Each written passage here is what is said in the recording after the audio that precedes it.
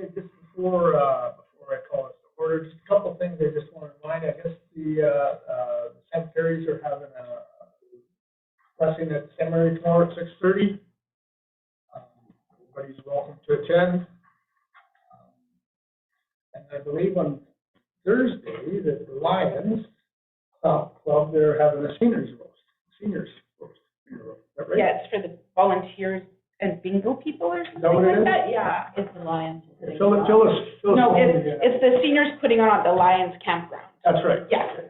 Yeah, that's what I thought it was. Yeah. Okay. So just I don't know if it's invite only or what, but Did Phyllis call you? yeah. She called me.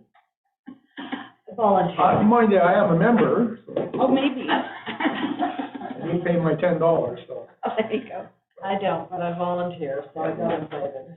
anyhow, that's all. That's just a couple of announcements. So 7:01, I'd like to call the committee of the whole meeting for July 11th to order. First order of business will be the agenda. Are there any additions or deletions? Anybody have any? I get a motion to accept the agenda as is. I'll make the motion to accept the agenda as is. Thank you, John. All in favor? And that is carried. So the first order of business is we've got a couple of risk assessments that one on the rec center, one on community hall, that were been in in the works for quite a while. The other fire administration council they ordered them that time. So Theodora, if you don't mind talking about that. Yeah, for sure. Thank you, Your Worship. So AMSC, who's our insurance carrier, provided Suncor valuations to the town to conduct the risk assessment on the recreation center and the community center. And the risk assessment has been provided to the community center for their information. You have it in your package here as well. And we'll be following up with the leaseholders of the community center to assist them with any requirements that they need to start their maintenance program. Now, the background on this was the summary was requested by past administration, which was a good move. And when we were engaged, one of the many things we identified was that we needed to beef up the recreation center maintenance program. And of course, as you know, council knows, we had lots of problems last year, and we had to do a lot of things, which was fine. And when I mean the past manager, I don't mean the past administrator. When I refer to this in my notes, it's past recreation manager back a long time ago. So there were many issues with it that required immediate attention, as you know, before Christmas. Heating, duct work, all that sort of thing. Plant operations, boilers, that sort of thing. So we had to rectify them immediately, but of course, they weren't logged into a maintenance schedule at the time. Kelly is working on that now. At the time of this report, she's gathering the data and working on the maintenance schedules. And in the addendum with the Excel spreadsheet, basically talked about consideration should be given to having a thermography study. That was a low priority. And the other recommendation was regular maintenance programs should be initiated on all areas of both properties, which makes total sense. So I'll be talking to Sam and Marlene about what they want to do to get that started. And they can certainly, our templates that we're developing. So what we want to do is we're recommending council accept this as information. We'll bring it back to the 2024 budget deliberations this fall and ascertain where, we'll let you know where we're at in our projections, analysis, and scheduling, where we're at with maintenance, and so forth. And we also look at doing this with maintenance with all of our other equipment for public works too, but he didn't, this assessor didn't research that, right, because he's more into building. And bottom line is that the rec center's in pretty good shape for being 40 years old. Well, yeah, that's what I kind of thought too. You know, there really wasn't anything bad that they said in here. The pictures were great. The housekeeping was good. If we were to do a maintenance thing or something like that, would it reduce our premiums at all? Or well, it might. You can always reduce your premiums. Okay. And so we have a comprehensive maintenance program, and we're doing it on paper right now, but that's what that new program from Beaumont would help us with. Mm-hmm. Right? So whatever we do with paper data now, we could transfer that in and do a more comprehensive one once we're able to purchase that particular software, that particular program. Anything can reduce insurance. We just let them know and send them the schedules, and we say how much off the this or is there a percentage drop. I think it's always good to do more than we have to. Because our insurance bill's about $120,000, so, you know, we kind of like to get that down as much as we can. But for a 40-year-old building, and the age of the community center too, built in 62, I believe, and the rec center was built in 81. It's a very good building, and it's been taken care of. There were some things that would have really hurt us, right? If we hadn't. But even in the community halls, I look at, they hadn't done a loss control survey before in the community hall. And on page 20 of your report, of these people here, it talks about, actually if I even move to the schedules page, I look at page 24, the premises liability. You can look at all the yeses that are ticked off. There's certain things that are not applicable, but you look at lighting, floor surface, flooring surface, stairs, fire exits, fire extinguishers, emergency lights, all that, controlled access to buildings. There's only one no, there isn't any no's at all. One no. You can earthquake happen. Are we ready? You can have some. You know, whatever it does, right?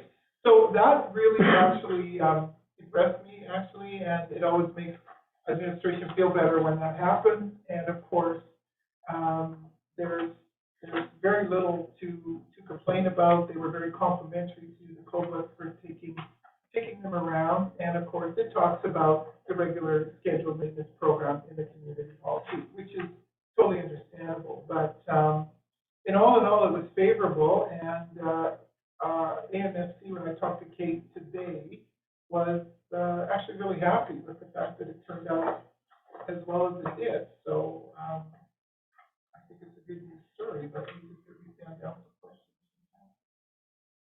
questions. Corey, you recall when you guys started this thing? I believe it was they solicited us looking to give us a switch over the insurance policy, and the quote, I believe, was quite significantly higher than what our other options were. So you're just looking at their options. Yeah, and I believe that the option was just not fiscally responsible at all going that way. All right. I'm scrolling to find it. I found it at home, but I can't find it here, and I don't recall which document it was, but it referred to Hardesty as the hall name or the complex name somewhere in here, and I can't find it right now. And it was either document. a copy and paste error or something or other. Could have been. Yeah, I can ask Rico to change it. Because Rico's document on ours. Grammar, please. I'll ask Rico to I'll look for it again. That's the only thing that I thought that was unusual. Otherwise, yeah, it looks really good. All right, well, if we don't have any other comments or questions here, then I've got a motion to accept the assessment in the hall and the center for information. I'll make that motion. On favor? That is carried. And item number 4, council reports. So I think, Donnie, you've had some issues with the program there or something. You can't seem to get the councilor reports in there for some reason.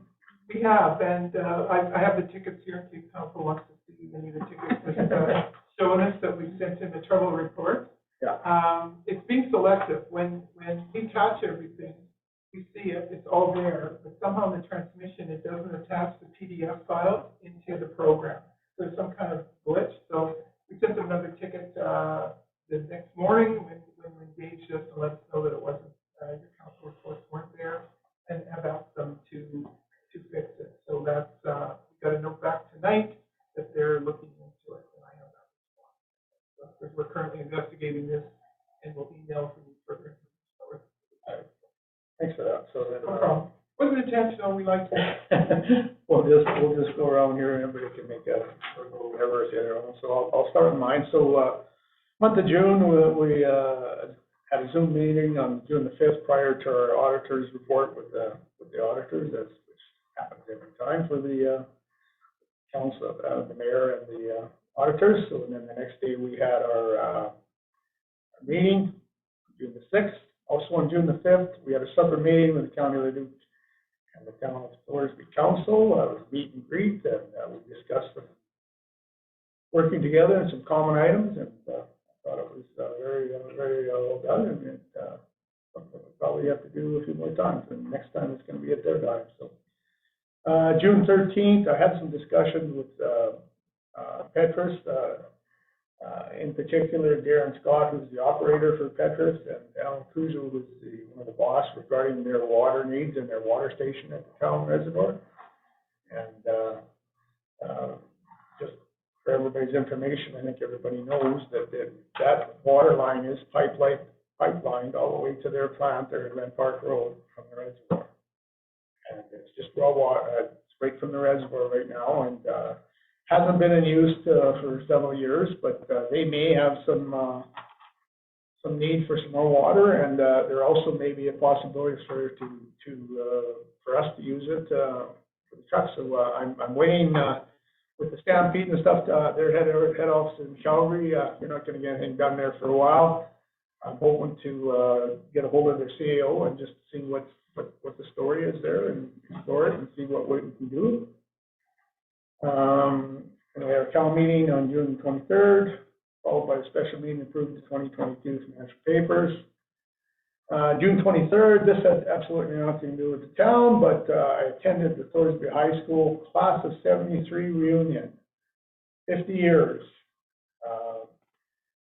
I invited all the graduates to come back to Thorsby next year for 75-year anniversary. Hopefully we're going to have something, but we had in our class in 73, we had 34 graduates, which is a pretty big class, because I think the norm right nowadays is around 20 or 24 or something. And we had 20 people attend, and it was pretty good. The only comment I'll make, I guess, is that there was about half a dozen people that would have never recognized them. I've seen them in the street, so they're probably saying the same thing about me. And then June 27th, we had our regular meeting. And then this happened in July, but I want to let everybody in council know. Yesterday on the weekend, there, Dick Gar from the Dentons was out on the weekend going to Scab, and they stopped in, and we had a chat. And he feels that there's an opportunity for us to have a bulk station here in town, and it could be fully financed by the government. So we had kind of had a little rush meeting there on a Zoom meeting on Monday with the lawyers and with Danny Blanco with the county and the CEO, just to kind of see what we had for support from them and whether they thought it was worthwhile. They certainly think that there's a need for it, for bulk station water, for potable water, for raw water. So at this stage, we're just kind of nothing's in stone. We're looking at possibly getting some grants, getting the county to give us a letter of support. They'd have to go through their motions or whatever to do it. But at this time, we're just we're kicking tires, I guess you'd say. But it certainly is something that I think would help us.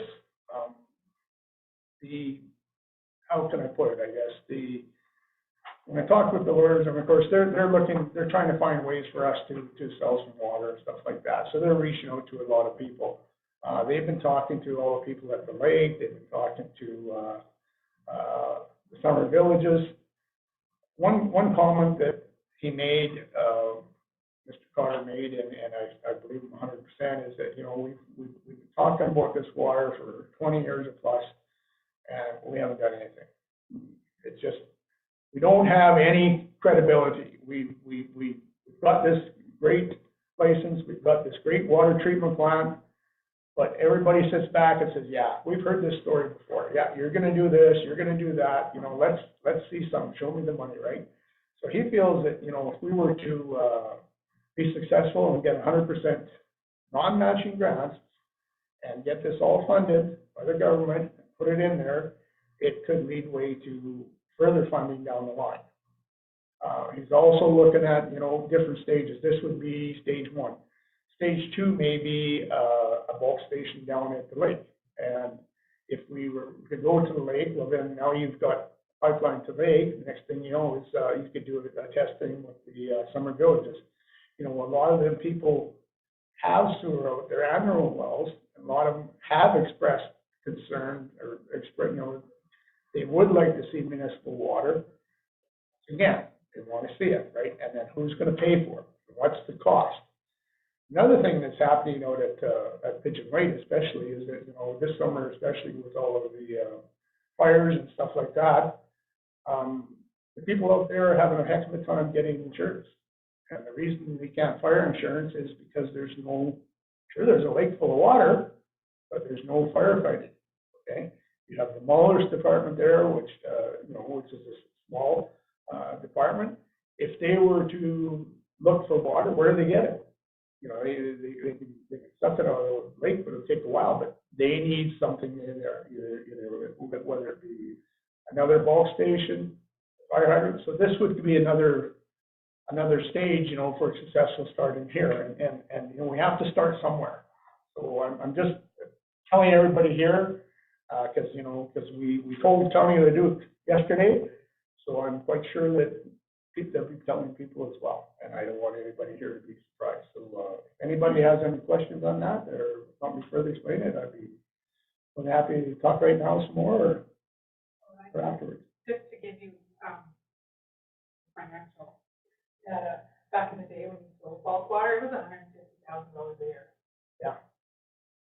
And That was from Petra specifically, though, who has on their own volition discontinued utilizing that service. Correct, So it's not like but- we changed anything, it's that they no longer needed the service, just so we're all on the same page. that's great. That's That correct. is correct, but However- I'm just saying, if you were to bring that back, like Yeah. bulk water and sell it to just Yeah. anybody. One But thing. with Petrus, the buyer was no longer, for years now, has not expressed any interest in that purchase of bulk water. So it's not like you just build it and they will come. No, no. The buyer is not interested. Well, that buyer, but there's other buyers. Yeah, you're absolutely right, Corey, and in my conversation with Petrus, they went to dry installation on their lines, is what happened, right? However, he also told me that all of their wells around there, they've recycled the water, and it's stagnant now, it's turning sour, and they need fresh water. So there may be, and I'm just saying maybe, but I'm trying to open some negotiations with them, there may be some need for some more water up there.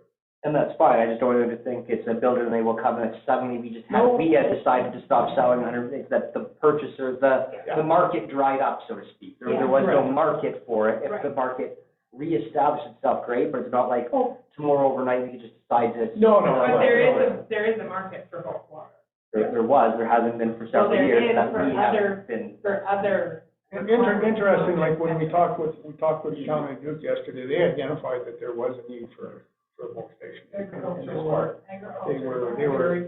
They definitely agreed with that. They were kind of lukewarm about, you know, anything else towards the lake and all this stuff like that, because they said they've done some studies and it's quite expensive, and we know that. And when we get our report from the engineers here at the end of July, we'll see some of that, and we promise to share it with County of Duke, and you know, it's public knowledge and public reports, so I just want to make sure everybody is aware that, so you're not saying, what the heck are you guys doing? I want everybody to know that this is what's happened. The other thing I want to mention is that because of medical issues, Dave is still with the water board for us guys, but we've talked with Darcy Powick, and Darcy's going to agree to help us out down there, so he'll be helping us a little bit on the water as well. So, that's all I have. Yeah, ready? So does that mean administration is immediately going to start looking for non-matching grants to get this rolling, or what's the first step? Denton's is. So we have to pay, we're going to be paying them to do that? It would be, the cost would be covered in the grant. Anything like when they get the grants, it would cover the soft costs for engineering, soft costs for any lawyer fees, and it would also cover, we've had this grant, or this, Water Life, you know, they want to help us out, and they're looking for $31,000, and we haven't got any money for them, but if they're successful, if this grant is available and they can get it in there, that would cover all those costs. That's from rural agriculture. I was just gonna say, I think with fire hydrants and easing into around the lake area, that would be a really nice way in, because I hear a lot of people, the tenants or residents, they can't get insurance or cheap insurance because you don't have to name where your nearest fire hydrant is or nearest fire department, and that plays into their insurance premium. Oh, yeah, not only that, but I think environmental, I mean, I'm no engineer in that, but I mean, if you've got all these wells around the lake drawing the water table down and everything else, and you stop them and give them a chance to recover, it's gotta help the lake. Has to. That's my opinion. The other thing the county did mention to us is that they've already heard, I imagine they probably contacted them, they've had a couple dairy farmers around here who wells have gone dry. They're desperately looking for water. Something that's cheap, I mean, they can't afford to drive to the Duke or whatever, or Calmar, and go up their trucks, but if there was something here, they certainly would be good for them. So it's something like this, if we build steps and start with something like this, can't hurt, in my opinion. Any other questions? I'm just curious if Bennington's employees are driving out on the weekend to have impromptu meetings. It seems odd and conspicuous. Yeah, Okay. Because he lives in. Yes, I know a lot of lawyers who stop on the weekend on their way out to the lake to come Well, out meeting about water. The whole thing seems weird and conspicuous, just saying. Well, he's also, like you say, he's also whatever Dave, and Dave's had some medical issues, so that's all I'm saying. I know. It's not something that just came out of the hatch. And that's my report. Who wants to go next? Corey?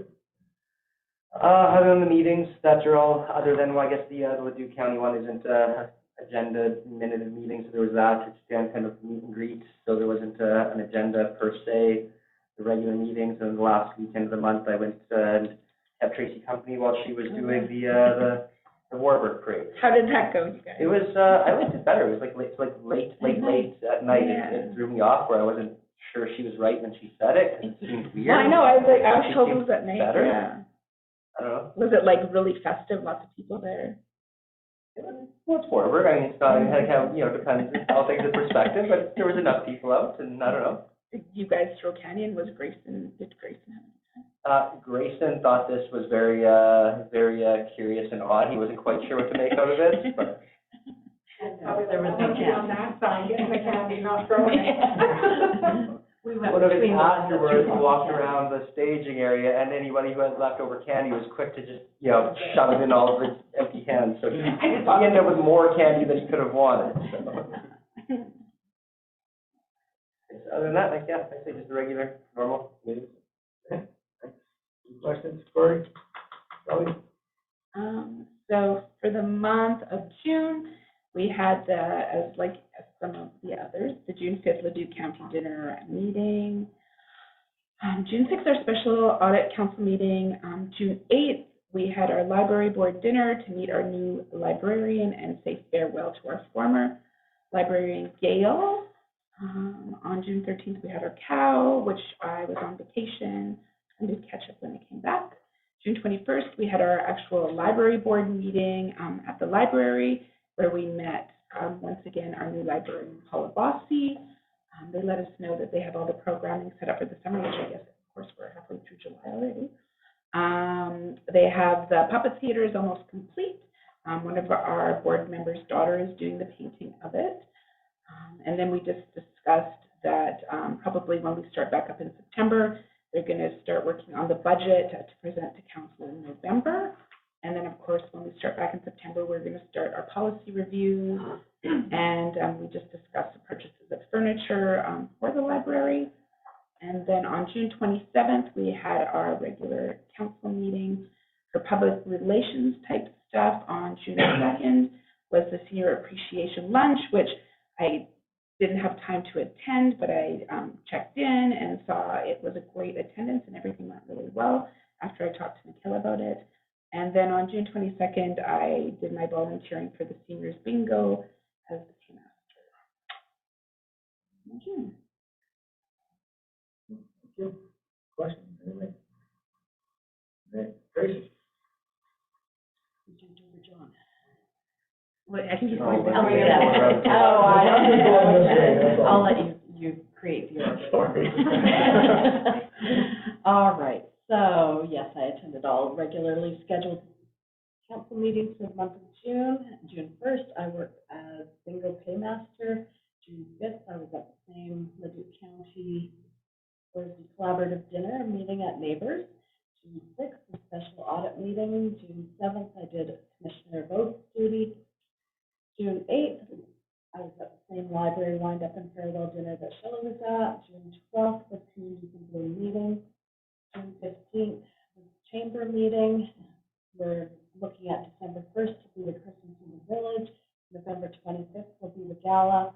And the chamber sign renovations and updating is still a priority with the chamber. June 21st, I did another commissioner vote duty and library meeting that evening. As Shelley said, the puppet theater is built and it still needs to be painted. The new librarian is in place and figuring things out. Meeting shall cease for the summer and the book sale will happen in the fall. June 2nd, volunteered to work with Communities in Bloom and Leduc County at an event at Glen Park Hall to serve a meal and do table setup. June 24th, participated in the Warbird Canada Day Parade on behalf of council. And June 26th, I helped stain the photo booth at the Lions Park with Communities in Bloom members. That is my report. Again, 4 months to that gala. Project. I know. It's scary. Councilor, thank you. Any questions for Tracy? John? Mine's short and simple, just the regular meetings and our special meeting we had this month. Other than that, I haven't really had anything else going on. I think my next meeting for the Leduc County is going to be August, I think, either that or September. Other than that, Thanks for that. Okay, can I get a motion to accept council reports for information? John, in favor? That is carried. Okay, day reports. Donnie. Thank you, Worship. Busy month of June, lots of interesting things going on. So I was pleased to work with our alleged clerk Jesse and planning the county administration joint council meeting and working with the county to provide what they felt was what they wanted to see, what we wanted to see from here, and it was a great fellowship meal. We've been on the vacant lot mowing notifications, and of course, the reminders going in the paper tomorrow again for this month. Last month we had 3, don't know how many we'll have this month to get on a bit. Some may take a little longer, but our procedure, just for council's comfort and safety, is to provide a general notice, which is in the paper, then we notice to the lot or homeowner, then we produce a notice of cleanup with invoice sent to homeowner, notice of invoice attached to tax roll, and contractors to provide the cleanup their bill attached to the tax roll. So far I haven't got that to the end yet. People are being pretty good. Usually have 3 or 4 that we have to work on. We'll see how we do this month.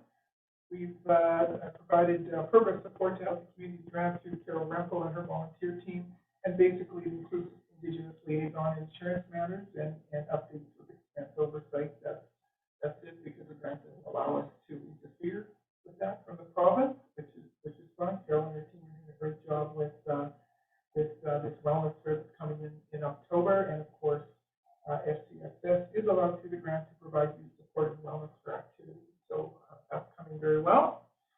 We've referred 4 files to the CPO in Kalmar for follow-up regarding animals, and CPO Legia was out here with me yesterday afternoon. With Jesse, we were just talking files and follow-up and so forth. I was going to drive around and saw the Thorsby Lions working hard to pull out all the underbrush and growth at the Lions sign at the entrance to the campground and pulling out all that stuff. It looks really good, and I chatted with President Mercedes and her husband, and a lot of hard work. Their children were in attendance, and it was really cute watching them pick up the leaves and put it in the trailer, and they were very busy. So I felt bad that I wasn't helping, and I left really quickly. So it was really cool. We've had 2 water discussion meetings, and I echo what the mayor had said, and indicated that, grants that applied for last fall with the engineers will be completed in July and presented to you all as a whole. And, myself and Leduc County Fire and also, Legislative Jesse worked on the fire permit together to mitigate a request. We didn't have a fire bylaw, but it was easy. We could just use Leduc County for a fire permit. And we'll be having our own fire bylaw that will encompass burn permits in the fall. We don't appreciate a big, huge fire bylaw, just something to piggyback with them on a little bit. And the county's assistance is very much appreciated. We're taking pothole repair calls in the streets that really need total surface and deep surface repairs. It's one of the worst. I don't think I have to name it. Everybody knows which one it is. And all we can do is keep graveling in the holes as the road's completely disintegrated or get cold mixed in to fill it. We're a little reluctant a lot of times with cold mix because in the past, a lot of times it doesn't work because that whole road surface needs to be redone. It's actually disintegrating. Blanchette Sons has indicated they're waiting for line location. The gas flags are there already, and they stopped in today. As a matter of fact, it's a new update. Kyle Blanchette stopped in today to say that they just about all the line locations done. They should be out. They'll be able to put the screw piles in fairly quickly, and then Gary Gus can come and get it set for electrical. And I haven't got a timeline when it's going to be up. I'm not saying. It'll just be exciting when it's up. And then Jesse will go into the training on how to work at the right lumens, the right colors, all that sort of thing. So it's further along than we thought. And we just said to him today, get this thing in the ground. And he said the big holdup has been line location. We can get line location from the town very quickly. A lot of times other folks can't. But anyway, the gas is there, and I think there's other flags there by today or tomorrow, if not today. Of course, all documents regarding budget, reporting, financial, and instruments have been sent to the provincial government 4 months ahead of the 2020 year. Pumps at the intake and sewer lift station are in progress for ordering, and Cindy and I and Andrew will provide the grant status update. We're pretty excited. We can start doing a lot of work here in the next couple, 3 weeks, which is, for us, is exciting. That includes the sewer lift pumps, and it includes the water meter readers, and it includes perhaps 100 new meters through all this grant, through our capital projects, that we can change out some of the worst offender meters in the town.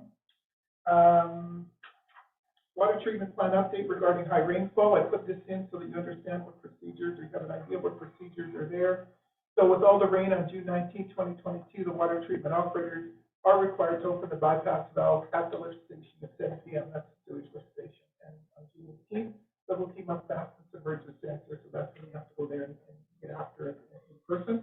The operator, Mr. Barabash, called provincial regulator, which is Environment Protection. They gave him a contravention number to add the 7-day report that he sent in. This is standard procedure. The contravention number is if we have to discharge before we're supposed to, that's what a contravention number is. So it's not negative, it just says we're contravening our normal discharge rate.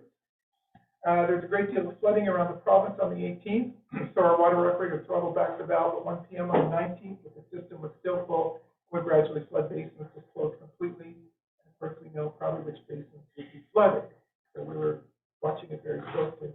The interesting thing is there's really no scientific way to know exactly how much water we need to release this experience. And he closed the valve completely, watched how fast the level rises, and then he sets the valve based on the lower output discharge rate. So the rain after the 20th was reducing itself less than prediction by meteorologists. And Mr. Barabash keeps in touch with myself and Mr. Carley when the valve was closed completely. Operators are also monitoring water turbidity and had to shut off pumps as necessary there for a while when it was raining so heavy. And so if council has any questions about that, I'm happy to answer them. We'll start to remit development permits quarterly in the following manner starting in September. Development permit number, development type, whether it's residential, commercial, and we just indicate that. We don't indicate names, etc. And we're going to start sending out the budget sheets in August. We've been reviewing providers' benefit plans, so we'll have lots to talk to council about then. Now, a couple things before I get to the last bullet point. On August 23rd, the ADCO wants to meet council and administration for lunch at Neighbors. We'll set that up. And so they've confirmed that date at 11:30. What date is that? 23rd of August. And that's at 11:30. So you're certainly all invited. And this is this is part of their public relations. Their general manager from Calgary is going to come up and want to meet everybody. And the other thing just to think about in the back of your minds for budget is probably think about planning a 75th anniversary for the town, and talking about it, be a fun thing to do. The last thing I wanted to just update you on, and it's more of an information, is talking with other municipalities that have been caught with this. Fortis is an EV charging station. They charge a distribution cost, not usage cost. So one particular municipality has an EV station there. It's very rarely used. They were paying $1,400 a month distribution charges. So a bunch of municipalities got together. We weren't informed, and neither were the 39 corridor municipalities, about taking Fortis on, saying, well, you can't charge us distribution charges when it's sitting there doing nothing. It should be usage charges, right? And so Fortis is going to come out in the fall. Don't know exactly when. I can't tell you with a notice or a memo on the fact that they may be going to usage charges. So I can't tell you what's in it. I don't know for sure what they're going to do. But there was a lot of municipalities got caught in EV situations. So that was number one. Number two, we're checking on solar panel grants and carbon credits. I wanted to understand it. Talked to municipalities that got caught with this as well. And here's what happened. The entity that receives the carbon credits gets a check from the federal government. So let's say we put solar panels on the roof of the recreation center, which we wouldn't do, but let's just say we did. So the entity receiving the carbon, so if we received, we would get the carbon credits. However, if we apply for a grant, the municipality has received a grant and the carbon credit is to be granted to the grantor. The dollars go to the granting agency, not to the municipality.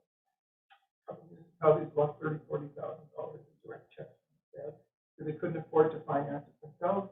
They had to get grants from these approved federal grantors.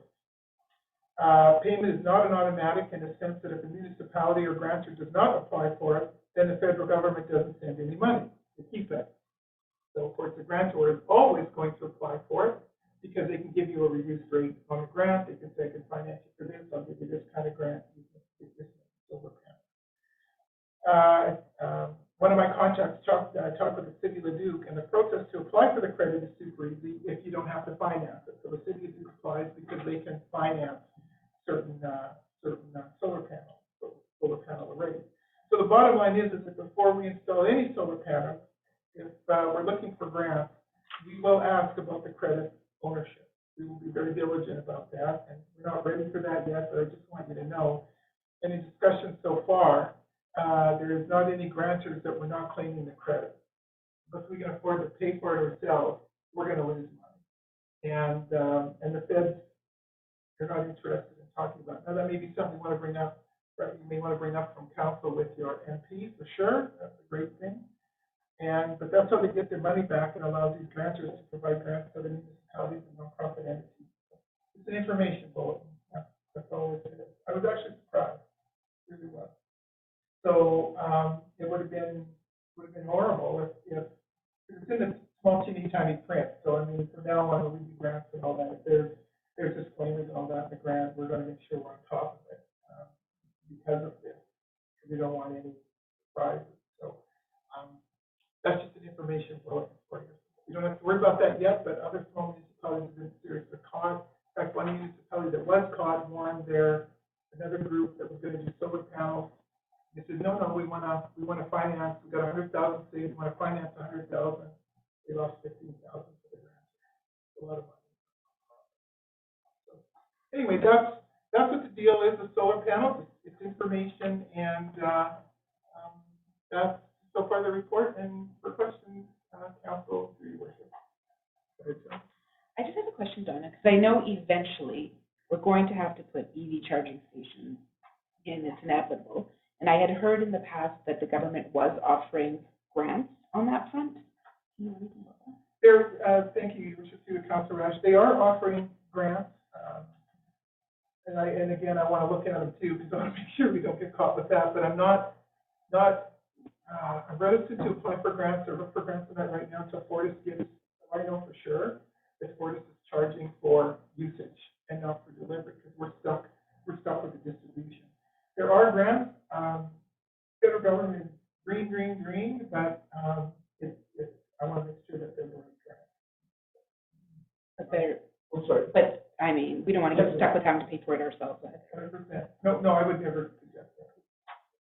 I was just talking to, Bill Hamilton at the Duke Foundation meeting there, last month there, at, kind of the sidebar, and he was saying a lot of the bunch of new stations that are within Leduc, that they were paid for by a grant, but not only the installation, is well, yeah, but how much, they cost to operate. I have no idea, because they're covered by the grant. Like they're free for people to charge with, and they're free to the city, like the city of Leduc doesn't get billed from Fortis or anyone else, so. So I guess my question, I don't know what grant that was, but I know you have contacts with the city of Leduc, maybe ask them whatever grant that was, because it was operating costs as well. Yeah, I believe that those grants, the time period is expired on that. I think it was just, The marketing grant. I think. Yeah, Yeah, I have no idea, but it blew my mind when he said that they don't even cover the operating cost of it. Like, Yeah. it seemed too good to be true to me. Well, I think a few communities around us took them up on it, but we said no to it, I heard, but I don't know when that was. We did. Yeah. It came past our noses a Oh, year. Like, I know, Calmar, like, they. And it was 100%. For the installation, but then Calmar, I know, is paying for the capital, like, for the operating, the ongoing operational expense. But somehow the city of Leduc isn't even paying, like, the power bill. So I don't know how that got managed, but it seems great if that was a thing.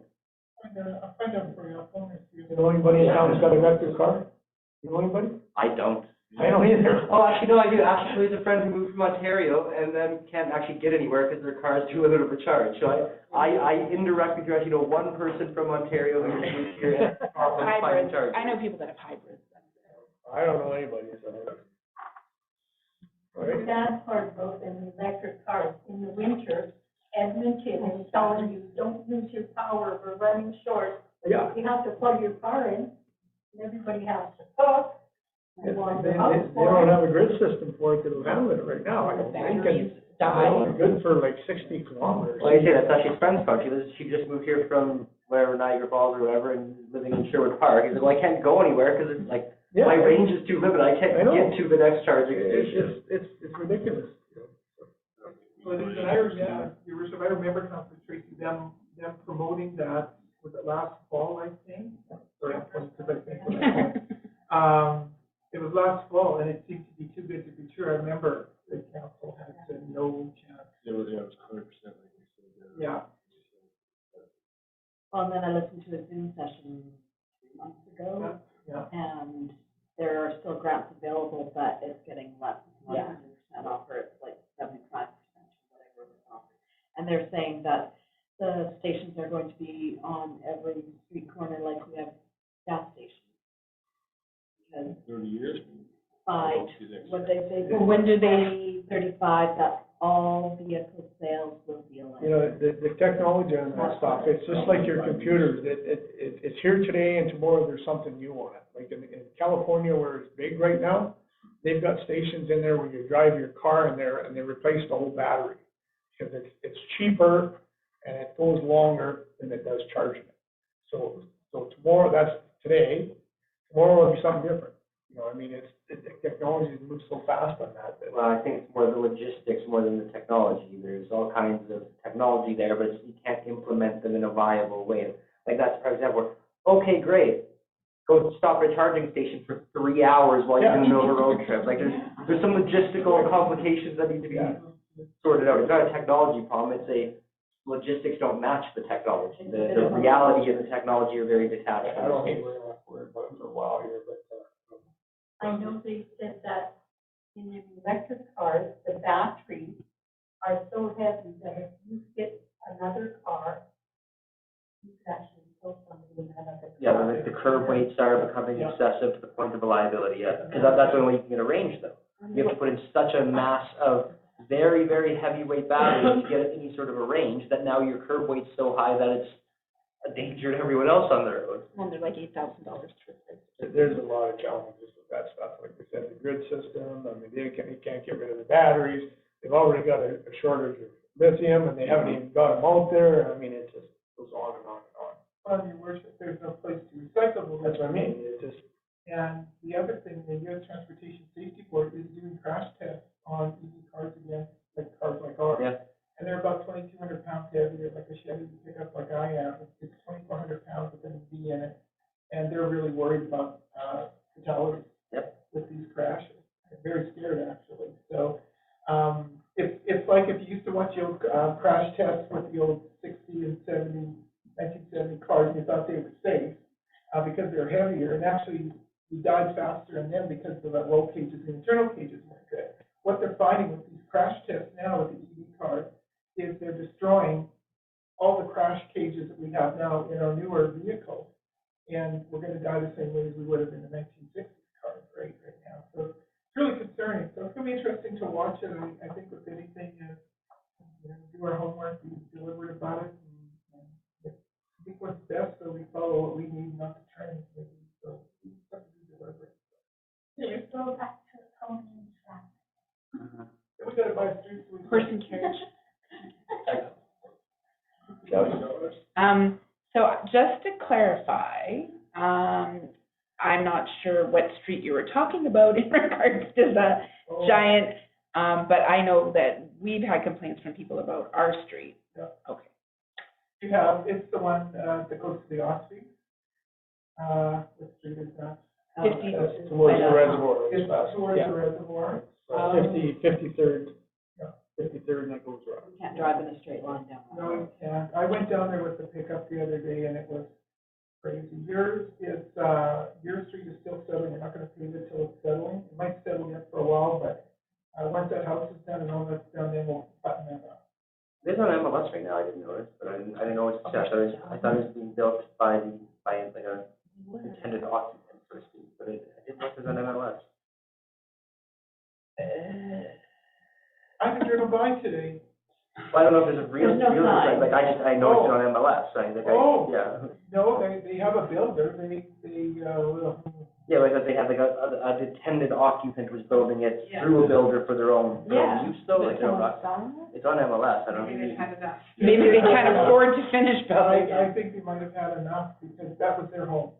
And it's just, Oh, yeah, here it is. Yeah. oh, boy. Yeah, I totally just came across it yesterday, so I was surprised that it was on there. Let's just save us some issues. $500,000? I want to say 399, 395. 395, okay. Yeah. But it's the builder that's selling it. One's unfinished. The builder is selling it. There's something else, Shelley? Oh, Oh. so I'm just curious as well, like I know Fortis was working, no, EPCOR has been working in our area. You know, in EPCOR was too though. Apple and Fortis are our two providers. Yeah. Okay, do you have any idea what was up, what they're drilling? Because they had like their directional drilling truck there and. Yeah, they're running some new gas lines. What they do is they send us notifications way beforehand, letting us know what they're gonna do. We don't require for the Fortis is changing poles. Was that like power kept putting? That's what they were changing. A transformer over by Phyllis. Yeah, yeah. And then they're also changing power poles behind Shauna and Shane Oxley's home. They laid out those poles. And ABCO is putting in some new line. They have some gas leaks under there that's winter they're trying to fix, and they just started to switch a new line. So that's what they're up to. Yeah. What we're going to start doing is we learned something from this. We get all the inquiries from them. We sign off. We have to sign off because they can't work in our town on signing off. So we'll put them on the binder at the front counter, and that way the front counter team knows if somebody calls. Then they can just say, yeah, signed off by the CAO, and this is what they're doing. It's not up to us to notify the residents of what they're doing, especially if they're going on private property. That's theirs, but we can say that we indicated. We can indicate that we have signed off the work that they're going to do. Was the TELUS one over in that area by us, was that a private one or is that It's another? fiber optic. So that's like a us thing too? Yeah. I know they have big signs that said fiber optic and Yeah, stuff. that's them. They should be done. I'm assuming they have some patchwork to do to clean up, or putting some fiber optic in the mist in the winter. I guess, they're gonna get a lot of the time, especially with, like Fortis, like emergency stuff comes up out of the blue too, but for the stuff that we know about ahead of time, could, like, maybe if we're putting the other right away, could we just like add on the, like, calendar, something just that people are like, oh, like traffic obstructions on, Fortis work on 53rd Street this day or whatever, just might be nice for people to That's an excellent see and know, and, really the details and nuts and bolts, but just some sort of an indication of the. I didn't know if you were stretching or your hand up. Adding it, notifications in the app that town has for residents. I think that feeds up That's the part of the calendar. first spot too, from the district. But there's never an update when it comes to stuff like that. It's gonna be easy enough to, yes, just, for consolidating it all, to, yeah. You can do that, not a problem. It's interesting because they ramped up what they're doing this summer, and it's pancaked down just a bit, right? So before you had one and nobody bothered after a while. Now that we've got 3 or 4 things, there's probably more coming this summer, we could kind of probably appreciate that. Any other questions for Sue or Don? All right, thank you, Don. Do you wanna do the public work ones? or- Yeah. Yeah, go ahead. I certainly can, Mr. Curley's, getting ready to go on holidays, so, So we did have the water main repair on 52 Avenue. It was, we were lucky, I was on scene there as well. We were lucky that it was bubbling up right above the break, which is highly unusual. Yes, so CFO Cindy was happy because we didn't have to go looking for it, and it's cheaper. $18,552. Something like that, about $10,000 cheaper. Yeah. Wow, like you said, back when it happened, winter frozen ground, it gets a lot more expensive. Yeah. It was an easy dig, it was pure mud, it was just Well, yeah. pure slop. It's when it turns into pure ice, that's when it gets expensive, but, why did it break? Because normally we don't have a lot of breaks until you get the ground stuff. It's a type of pipe that, when it gets stressed, it's not PVC pipe, and it runs all the way down to that acreage. What is that? That way, it's not lead, it's like a, It's like a porcelain, It's like a porcelain, thank you. And what'll happen now is because we fixed it, we had quite a big patch on it about that thing. What'll happen is, this will last for a couple, 3 years, but it'll start to put pressure on that porcelain pipe going down, and there'll be more cracks. So we're hoping to get 3 years out of this patch, and then we're probably gonna have to replace that line. That's the 53rd issue where it was upset that we replaced it, but at the same time, we were replacing it 6 inches at a time regardless, yeah. Exactly, 100%. So, anyways, yeah, we were lucky the line locators were on station in 50 minutes, which is great. They're wonderful. They're both line locator systems. CD Max was on station in an hour and a half, which was good. And the neighbors were all excellent. One neighbor was wonderful and entertained us, gave us play-by-play while we were watching, which is awesome. And pretty funny guy, actually. And we tried to be as quiet because we had one of the, I think the answer is UPS driver, I can't remember the answer, was going to go to bed at 3 in the afternoon because he's up at 4 in the morning. So we said, just put some earphones on, we'll try not to clink too much. So anyways, it always is good fun, everybody feels their tubs and so on and so forth. So, and then we've done some line locations around town for new builds and repairs, just line locations, or if we're busy fixing a building or something, or just so we know where things are. We do that out of prudence. We are looking after the potholes, slow but sure, and like I say, that one street going to Oxley, just, I would love nothing better to get about $4 million in our bank account and just rip it up and fix it. The tree clearing around the ponds and Lions Campground has happened, and there was $4,000 worth of work there. Of course, Andrew's been meeting with a lot of vendors and getting in preparation for budget. And the paperwork has been completed for the new endpoints, which is the readers on our new meters. And line painting on Main Street, we paid for the supplies of approximately $800, and Mr. Muller's company supplied the line painting, so it looks really good downtown. We're happy to collaborate. For that, any questions on that? What's the budget for the tree clearing for that? Trails was the truth. Trails was 5. Trails were, there was 5,000 in there for trees. Did it make a huge dent? Took down some of the work, but it's going to be a lot of work to. But we got the work. Tree maintenance was 5,000. We still have some more money And, the arborists are pretty busy this time of year. I don't want to touch any trees that are diseased or anything until, you know, the trails, so that's kind of where we're at with that. Well, thank you for that.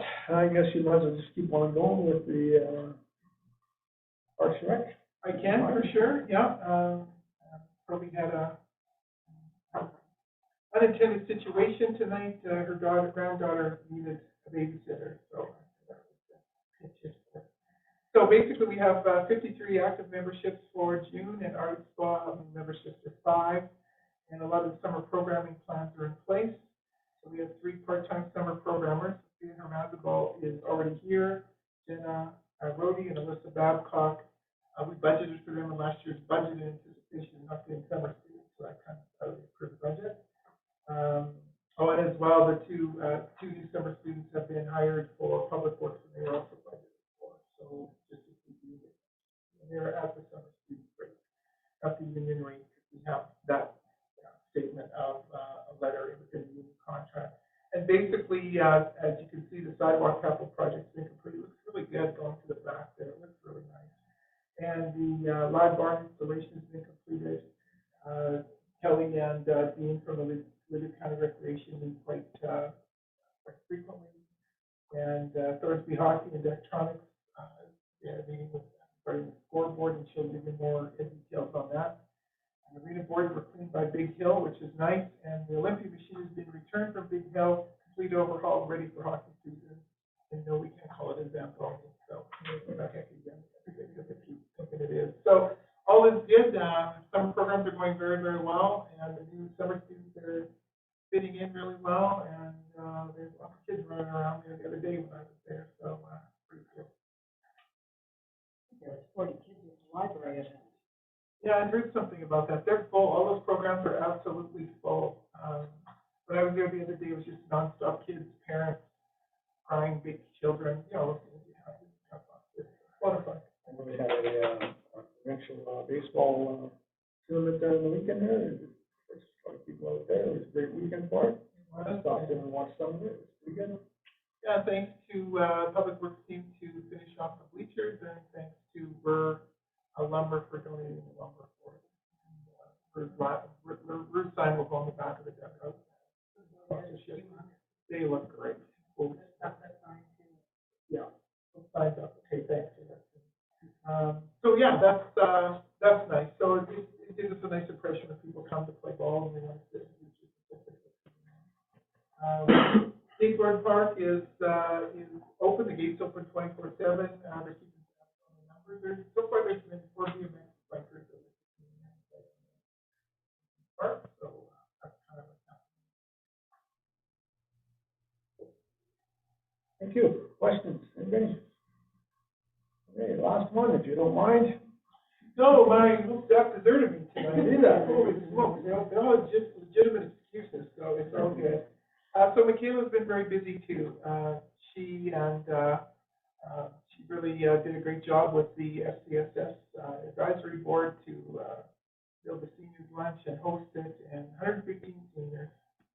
And Carol Colbrook SO catered it. It was a great meal, really, really nice. She covered the Calling All Youth program for the FRN, in other words, the trailer on the side there. 12 teams were in attendance. We had a little problem with the water meter at that particular, or Chris had to rip some stuff apart, crawl underneath, crawl inside walls, they had to trace wiring and everything, because it was using, I think it was using, Bill of $1,800. yeah, it was using an obscene amount of water, yeah. And it hadn't used that, but it was just, it needed fixing, and there were some decimal point issues. No, it did not, no. No, they did not. There's no leak. No, there wasn't. Andrew went check for leaks first, and then we had to go read the meter. Then they had to go read the meter again, but that's when they had to dig and try to find. Yeah.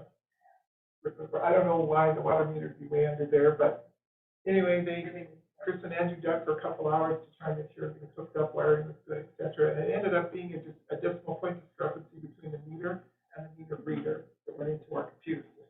So that was for sure. Michaela attended Sarah Russell's Crisis Trauma Recovery meeting. There's a group that does trauma recovery. I'm keeping keeping tabs on it, not in a bad way, because that's kind of one of my expertise, past lives, I guess. And when there was a crisis at the school here in June, they just stood and waited for the family and the police to determine what to do, and they provided support. So that was a big service we used. So it's interesting. I'm going to try and get to the fall meetings and get to meet everybody. Drive Happiness has an information session on the 14th. That's what the county presented to us. So let's keep in tabs on that. Then I'll have fair meeting on the 27th. 7 clients in the office in June, which in June it's probably a pretty good normal number.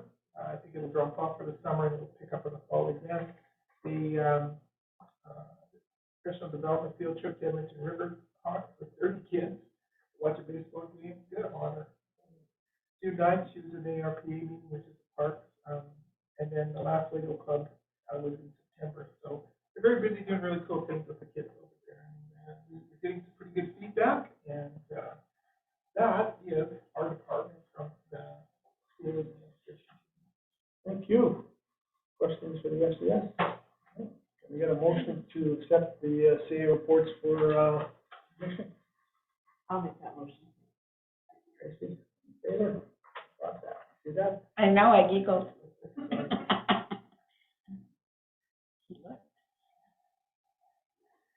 All right, moving forward, there, CFO report.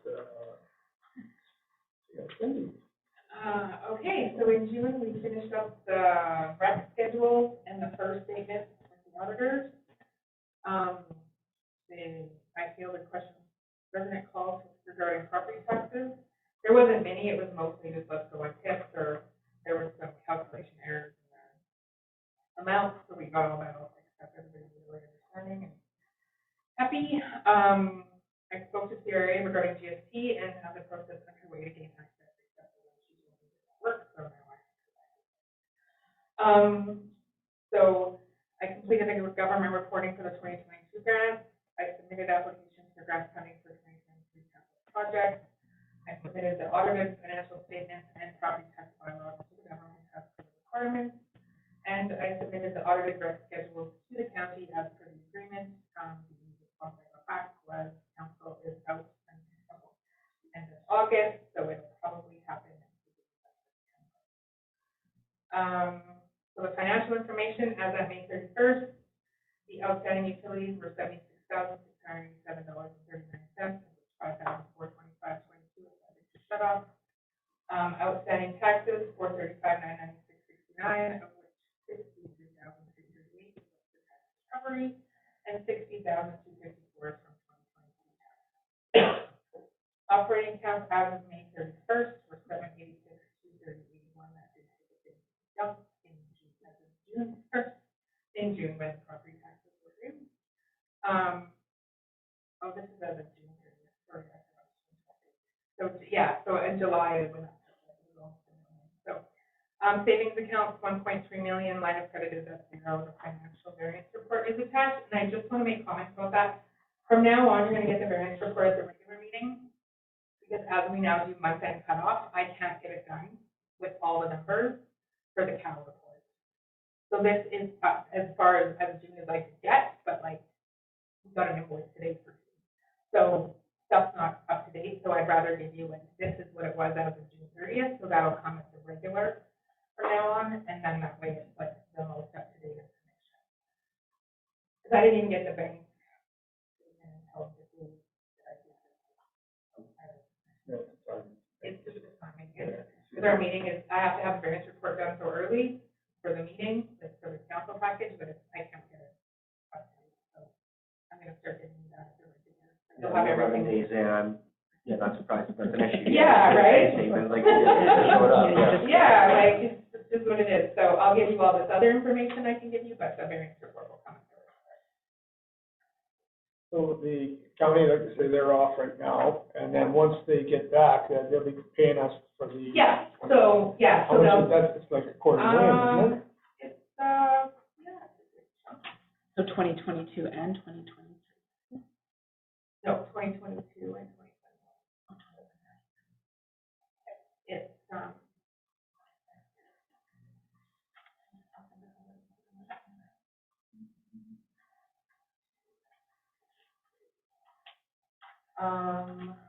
What I have is that they owe us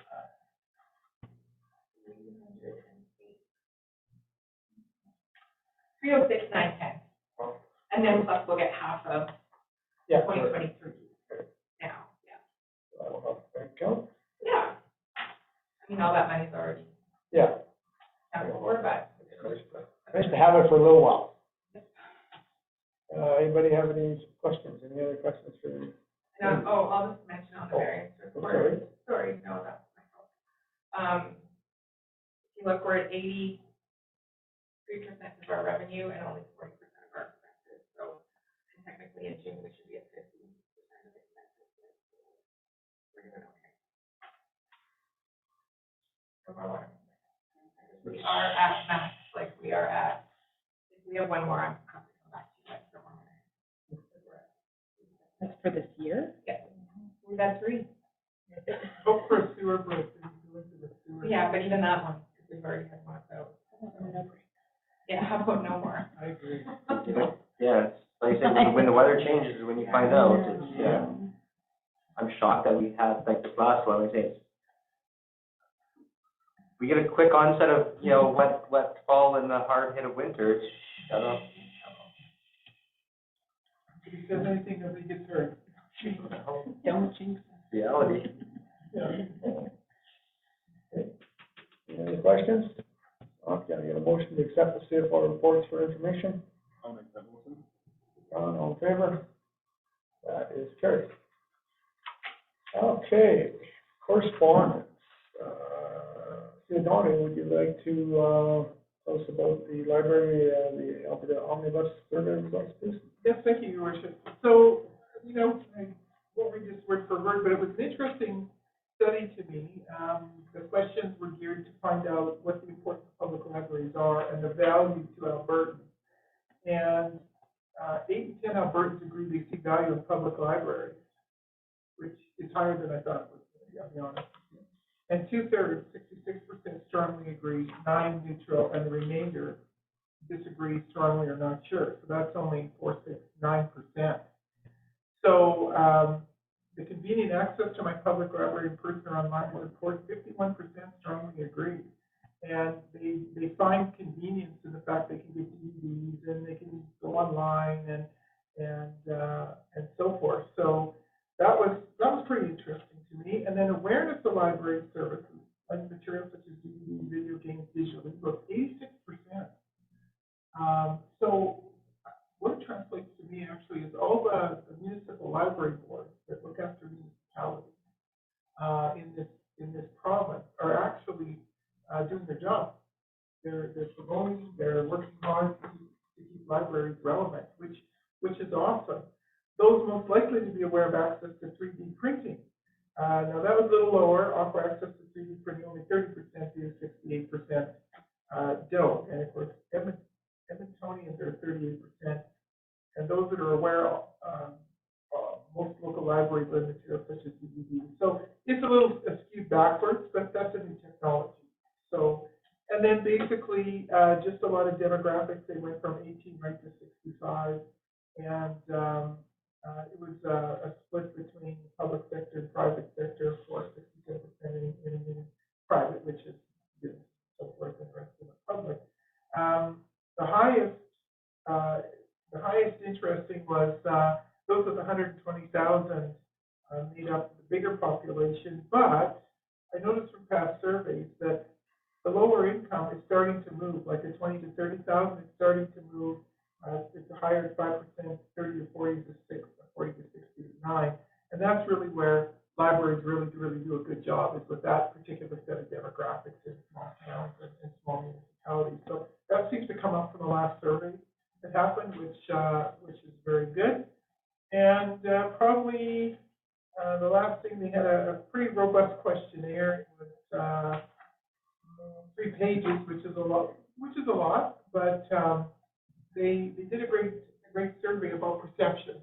So I was pleasantly surprised and quite pleasant with the fact that our library boards in small towns and in bigger cities, but that promotes the rural libraries and so. This is, it was a good survey, actually. It gives some really nice, feedback for us here in Thorsby of what we can do and what we might be able to do, what the library boards can do in their strategic planning sessions and, programming. So, Jennifer on opinion research is pretty good. There's more detailed numbers in the back here. That's all the surveys, and Cindy's already added them up in her head. So and that's it for that document. All right, and then the public library service branch update, that's just my chance, it's just announcing, that Kyra's in there, and there's some grants, stuff like that. Yeah, it's a really nice checklist for boards and municipal councils that are on board. So it gives a lot of links to grants, links to the population list, new checklists for applications, and so on and so forth. The provincial government has sent a letter to us as administrators on any organization meeting how we're now supposed to collect the motions for new folks on board at the library board, and how we're supposed to put it in motion, and how we have to introduce the motions and all this sort of thing. So that's helpful for when the new board comes on and it's claimed, and so it's a really good bulletin for library board. So it's just information for you. Thank you. Questions, anybody? Can I get a motion to accept correspondence for information? Sure. All right, thank you, all in favor? Carried. Wow, okay, well, that is about it. Anybody have anything else? Ladies at the back, yes, Diane. Something that's rather funny, actually. When you were talking about hiring the students, 3, maybe 4 years ago, we had 2 students across the road from my house at what is referred to as Maria Lake, on the corner of 47th Street and 48th Avenue. These 2 girls were told to remove that water out of the lake by using what I term as a number 8 car shovel. So there would be big shovels throwing the water on the grass. Well, water comes back down again. And who were they? Do you? The 2 students that were hired by the council. Correct. Like, this is this week? This is on, this was 2 councils. This is back when Barry was mayor, and it was, I want to say, when Chris Legault was public works director. This is a very ancient thing, other than the lake still exists, but it has nothing to do with summer students. Okay. And All right. Well, thanks for sharing that. The lake is ancient, but it still is current. I don't actually see the relevance to the summer students. It's not about the summer students. The lake does still exist. Every time there's rain, you can't drive through that intersection. It's good exercise, probably. Okay. Yes, it's just a ridiculous anecdote of, yes, I'm trying to shovel out, I mean, it's 6 inches deep of water the entire intersection whenever it rains. So I'm just an exercise in futility that was a waste of wages for it, but it's either here or there. The fact is that was 8 years ago, and the fact is there is still a sinkhole, but no, it's shoveling it out is not the answer and hasn't ever been prescribed as the answer. Oh, I'm glad you remember that. I think we'll upgrade to a wet map now. Yeah. All right, thanks for that. Anybody have anything else? I don't know if anybody's been down to the Lions campground, but I'm getting a little pissed off with this town. I donated a bunch of money to flowers. We planted those bushes down there. And there's a few people in this town who think they're entitled to do whatever they want. And the grad kids went down there. 2 of their vehicles were left. I've got pictures of them. One ran over one of the rose bushes that was just planted. They left their empty beer containers on the picnic table and thrown on the ground. And as I was taking pictures, the dad of one of the vehicles come along, and he said, I'm taking this truck. I said, I really don't give a care. And I was putting it mildly. What you do with this truck? I'm still taking pictures of a license plate. He said, I said, I don't appreciate these kids coming into the campground, running over trees we just planted a day ago. And he said to me, well, you know what grad kids are like? And I said, no, I don't. Because had this been one of my kids, their grad privilege would be suspended. They would be at home, sitting in their damn rooms, grounded for 2 months. I said, I don't believe any kid has a right to destroy anything. Then, the other day, somebody went and kicked the shed over, cut the block with bolt cutters on our shed. We've got cameras there. They must know where they're at because we can't seem to catch them. But if I have to donate more money to get more cameras down there, I will. I'm tired of this. My husband didn't build that campground for people that are new to this community to think they can literally destroy because they're not getting their way with the campground. That's absolutely garbage. Yeah, that's unfortunate. You know, we've had some graffiti down at the ballpark, you know, on the bleachers, and I've never seen. I mean, I've seen the kids might put grad 2020 or something, and one. But I mean, this was bad graffiti, and of course, it was on the other side of the liquor store on top of the building there, and I mean, that's something new to Thorsby. I've never seen graffiti in Thorsby. Graffiti has been there before. Yeah. Yeah, it wasn't all that long ago, we had We Are the Law spray painted all over the one gas station. It's certainly frustrating, I understand that, and, you know, it's just. I said, why are they so against the Lions? They are a service club. The Lions do a lot for this town. Yeah. The money we get, we don't keep, and I'm saying, don't give any more money to the town. Fix our campground up. And they're going, no, we have to give back to the community. Not saying they don't appreciate it, they bother, but it's just a few, I'd like to know who they are. Oh, who knows, I mean, they may not even be from Thorsby, right? They could be. Yeah, it could be, because You know, they didn't drive into the campground, because they would have, the cameras would have caught their vehicle. Yeah. So they're coming either through the trails or somehow. No, it's a different story. Yeah, when they broke Two them off. situations. Yeah, the truck drove through, you know. The roses were the grad thing, and then the building was just recent. Didn't they just like burn a sign down or something like that? Oh, there was a burnt I don't know. trail. Oh, that sign was or the, something? the displays for the storyboard. They have a. Someone set one on fire. I'll call it glass, plexiglass or whatever cover, and there's like a latch that you could put a little padlock on, but we had zip ties to hold it shut. And then kids at the elementary school had made posters and messages, Okay, yeah. and they were lining the inside, and the zip tie got clipped, and they opened up the lid and then burned the messages and pictures. That seems like wildly unnecessary. Oh, it's like the nails and the bricks around town.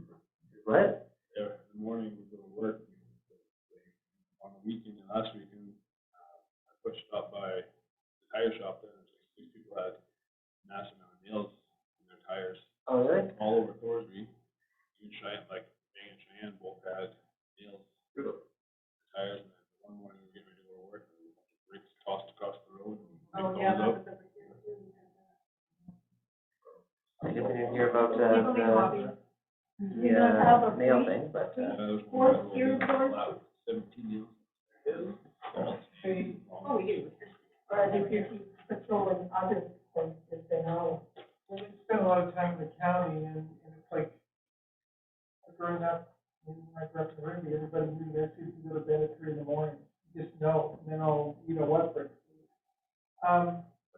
If you want, maybe ask Kyle if he wants to give him a bit of a hand with setting the cameras. I used to do that a long time ago for president.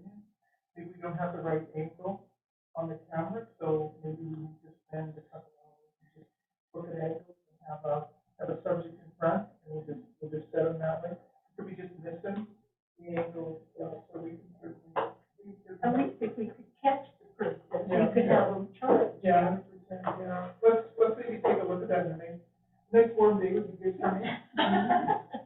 You know, it's unfortunate, but Thorsby's not unique, it's happening all over, and you know, like, they got the place I worked, they stole all his garden hoses at 3 in the morning.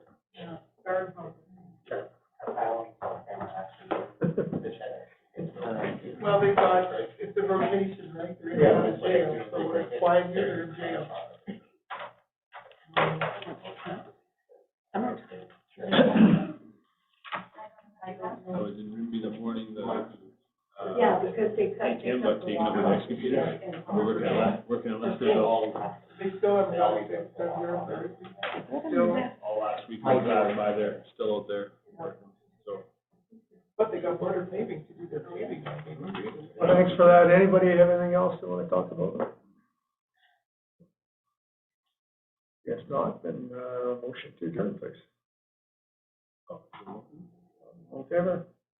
That's carried. Thank you all very much.